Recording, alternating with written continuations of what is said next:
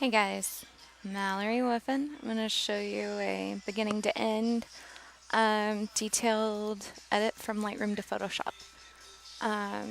We are still watching Moana in the background in case you like this soundtrack. So, alright, I'm going to get started. I am working with Creative Cloud 6 and I'm in Lightroom and I'm just using one of my favorite sessions. So, this was shot with my Sigma Art 50mm at ISO 200 wide open at 1/4000th of a second.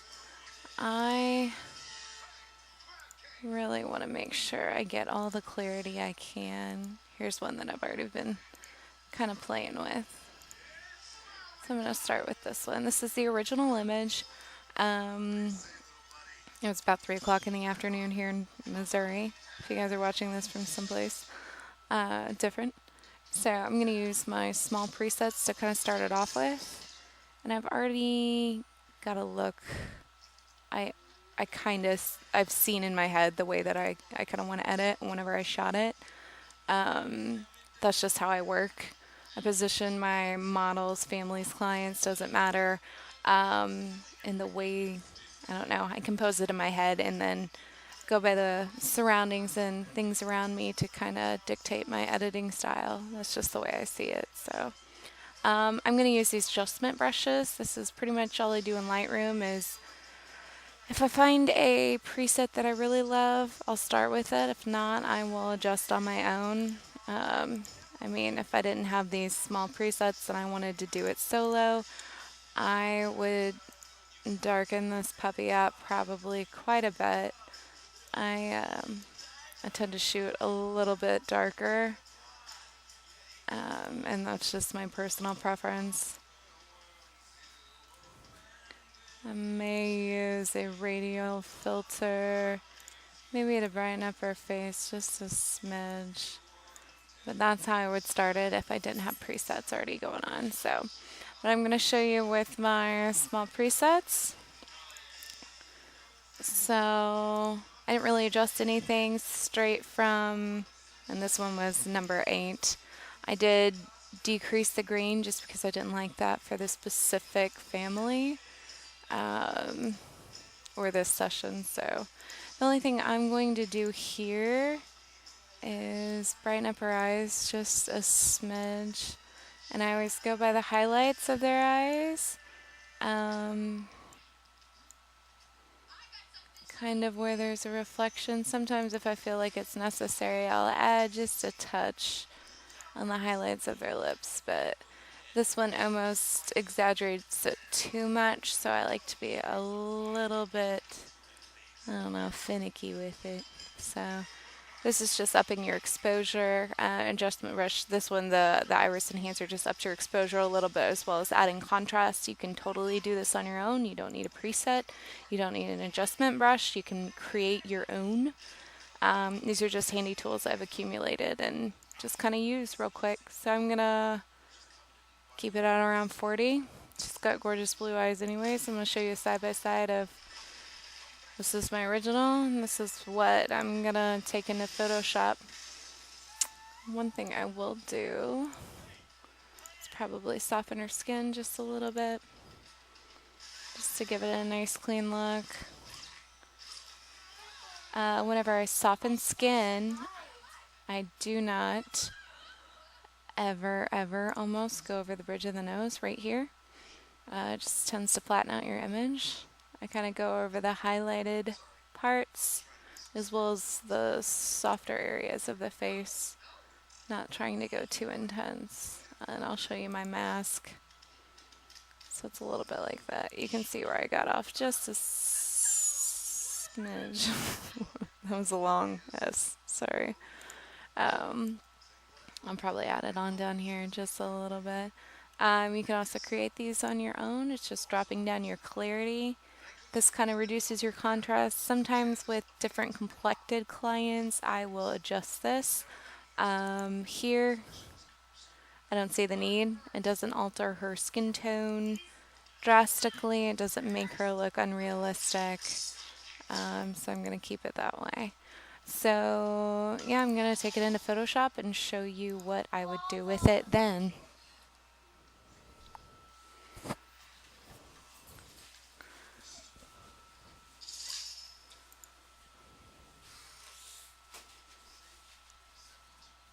There we go. All right. I'm going to make it fit the screen so you guys can kind of get up and personal like I do. All right. So I'm going to use my greater than Gatsby actions. I'm going to start off by smoothing her skin just a little bit. It kind of gives a clean finished look. I like to do this with all of my clients, pretty much just flattens down any overly highlighted areas. And again, I don't go too crazy with it. Tend to only go over the softer areas around the side and rarely the super highlighted areas. And there's no need to do it down here on her other arm. So you can kind of see the difference if you want to. One thing I'm going to do to her eyes is, this is also in the Greater Than Gatsby collection. This is the Radiance collection, I believe. I'm just going to selectively sharpen her eyes.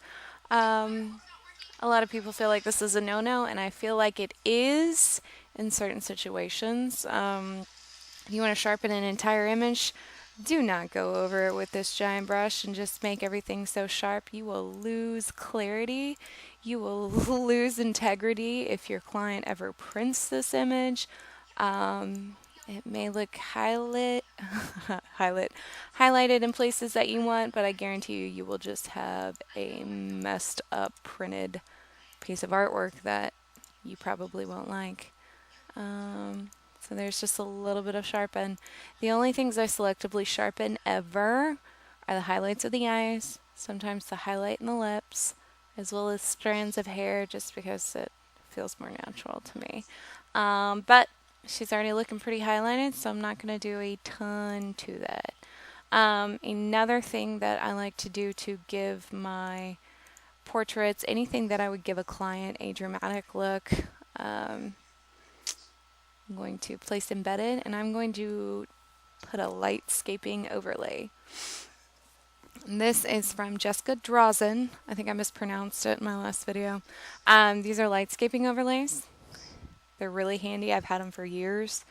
It took me a while to kind of navigate how I wanted to work them into my images, but they're rad. They're so rad. I don't think they're expensive either. I think they're maybe, oh, that was years ago, maybe 30 bucks, 20 bucks, something like that.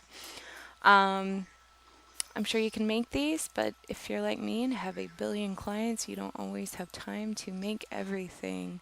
So if you have tools that work for you, use them, work them, do it. So I just place the overlay. Again, I always go to place embedded, choose my overlay or whatever I want to put over my image, and then fit it to kind of where my center, where my client is or my main focus is. So there's this. I'm going to add a mask to it so I can erase out easily. I'm going to make it into an overlay. So you can kind of see before and after. So here you go. It gives a little depth, a little drama. I loved these specifically for this client because it gave it such, I don't know, just an ethereal look once I was done with it. And I love making custom things. So I'm going to turn down my opacity and my flow to about halfway. I never go super hardcore, balls to the walls with erasing out. I like to gradually do it. I always take anything that I put on, take it off of my client's face. I don't like anything kind of obstructing. I like to use it for backgrounds, creating depth, as well as making this moody grass going on back here. So I'm probably going to drop it down a little bit more, just so I'll get a good blend. That's almost still too much. So I like to blend it out. Never erase super hard because you just got to put it back in if you don't like it. So go slow. Anyways, I kind of like that. I didn't take away too much. I really wanted these to pop golden, which I feel like it's doing. So I erased off of her face. I kind of erased the vignette of black around here. So I'm going to use one more action that I know I will love. This is called Storm, and this is from Kelsey Freeman's Storyteller Collection, which I talked about in my other video. It's one of my go-tos for my fall lineup. I do edit a lot darker, and I do edit quite a bit. So this is just my style. If you don't like it, you're bright and airy, I'm probably not the girl to watch. So again, I'm going to take it off of my client, off a little bit of the background and foreground. I like the golden stuff going on here, so I'm going to leave that in. And I had an excellent model. She nailed it every time. She gave me serious, happy, the whole shebang. So I couldn't have asked for a better subject. And she has 3 brothers and sisters that are just gorgeous too. So this was a really, really fun family. Alright, so here's before storm, after storm. Might get rid of a little bit back here. So, and I kind of like these goldeny things. Alright, so I'm going to go back into my Kelsey Freeman actions, and I'm going to use soft brown ground. Kind of just gives a foreground kind of color blur. It's a gradient. If you can see this over here, I know it's probably tiny on your screen, but you can create your own type of gradient layer style if you want to.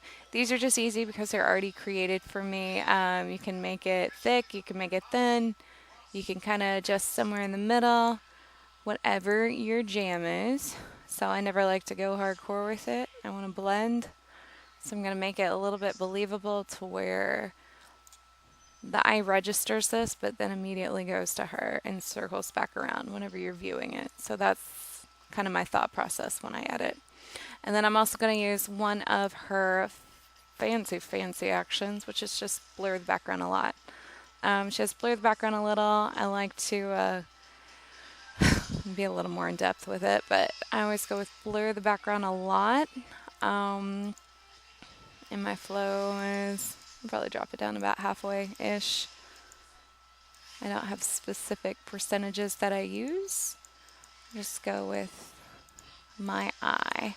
So I am going to take it and kind of blur that bokeh in the background just a little bit. I feel like it gives it a little bit of a cleaner look and separates my subject a little bit more. And then I'm going to take it right in the front just a little bit. Just kind of swoop it on. It's kind of how I work. So, and I enjoy this quite a bit.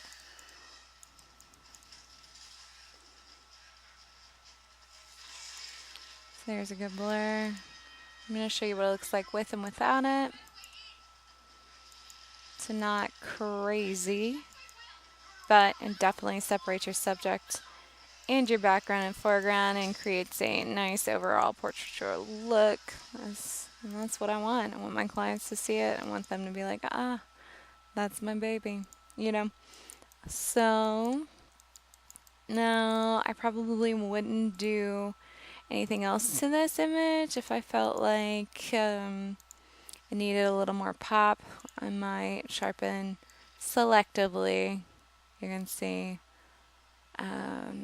maybe some strands of hair, just a little bit. I don't ever want to decrease the integrity of my prints, because that's what your clients are going to want, something to hang on their wall. So that would be my overall look. For some reason I might feel like a matte, and this is from the Innocence workflow, and I like to use this matte, which is soft pearl. It's going to look crazy here in just a second.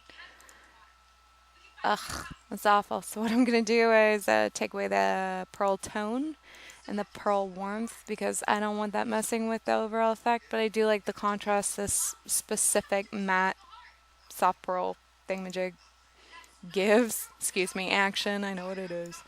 Anyways, If you're looking for a more matte look, I could get down with that. I mean, there's a little bit heavier, maybe too heavy for some. Sometimes I tend to overedit and then look at it for too long, and then end up too matte. So I like to hang out around maybe there, maybe 10. There you go. You can see the difference. So that is an edit from start to finish with Lightroom presets as well as Photoshop actions. Hope you enjoy. If you need to find me, Lennox&Jude.com as well as Facebook/Lennox&Jude. You can find me on Instagram at Lennox&Jude. What do you know? Thanks. Bye.